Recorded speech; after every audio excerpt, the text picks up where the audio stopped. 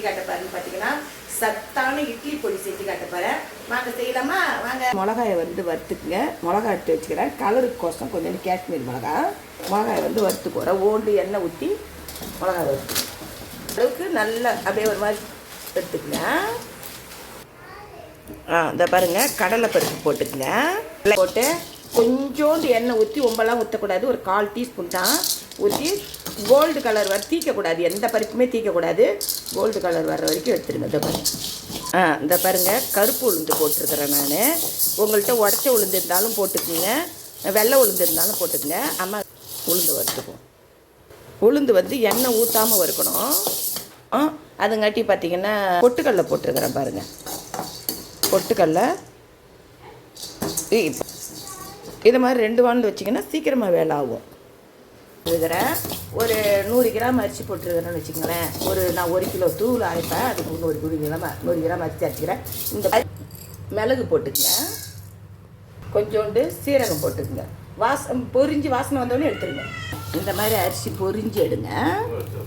எள்ளு போட்டிருக்கிறேன் பாருங்கள். நீங்கள் கருப்பு எள்ளு இருந்தாலும் போட்டுக்குங்க. கொள்ளு போட்டிருக்கிறேன் பாருங்கள். கொள்ளு வந்து பார்த்திங்கன்னா நம்ம கடலைப்பருப்பு அளவுக்கு கூட போட்டுக்க. கொள்ளு உடம்புக்கு நல்லது தான். இந்த பாருங்க, இந்த வானலில் சும்மா ஒரு 2 சொட்டு எண்ணெய் ஊற்றி பெருங்காய பொடி இருக்குது பாருங்கள். பெருங்காய பொடியை அப்படியே வறுத்துக்குவோம்.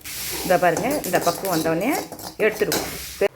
இந்த பாருங்கள், கருவேப்பிலை எண்ணெய் ஊற்றாமல் தீக்காமல் மொறுன்னு வறுத்துக்குங்க. இந்த பாருங்கள், வானலில் வச்சு ஒரு 1/2 டீஸ்பூன் எண்ணெய் ஊற்றிக்குங்க. இந்த பாருங்கள், பூண்டு வந்து அப்படியே தோலோடையே உரித்து அப்படியே ஒன்று பாதியமாக நசுக்கி வச்சுக்குங்க. வறுப்போம், நல்லா வறுப்போம். இந்த பாருங்கள், பூண்டு பாருங்கள் எப்படி அப்படியே பாருங்கள் மொறுன்னு இருக்குது பாருங்கள். பூண்டு கொஞ்சம் கூட இது மாதிரி போட்டுக்கணும்னா நல்லா தூள் நல்லா வாசனையாக இருக்கும். சத்தானதாக பார்த்து எல்லா பயிருங்களும் வந்து நான் வந்து வறுத்து வச்சுக்கிட்டேன் பாருங்கள். இந்த பாருங்கள், உப்பு கல் உப்பு போட்டு தூளை நுணுக்கின்னு வந்துடலாம். நுணுக்கும் போது பார்த்தீங்கன்னா கொஞ்சம் நொரப்போட நுணுக்குங்க. அப்போ தான் தூள் கொஞ்சம் நொரன்னு நுணுக்குங்க. அப்போ தான் தூள் நொரமாக இருந்தால் தான் நல்லாயிருக்கும். இதை பாருங்கள், இட்லி பொடி நுணுக்கின்னு வந்துட்டேன் பாருங்கள். அம்மா பாருங்கள், எங்கள் பேர பசங்களுக்கு பிடிச்ச சாப்பாடு சொல்கிறேன் பாருங்கள். இந்த மாதிரி மொறுன்னு தோசை ஊற்றிக்கணும். இந்த பாருங்கள், இந்த மாதிரி தூளை எடுத்து இங்கே வச்சுப்பாங்க அவங்க.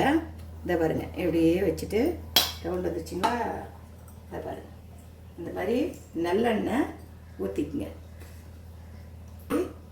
சூப்பராக அதில் குழச்சி அப்படியே சாப்பிட்டிங்கன்னு வச்சுக்கோ, அவ்வளோ சூப்பராக இருக்கும்.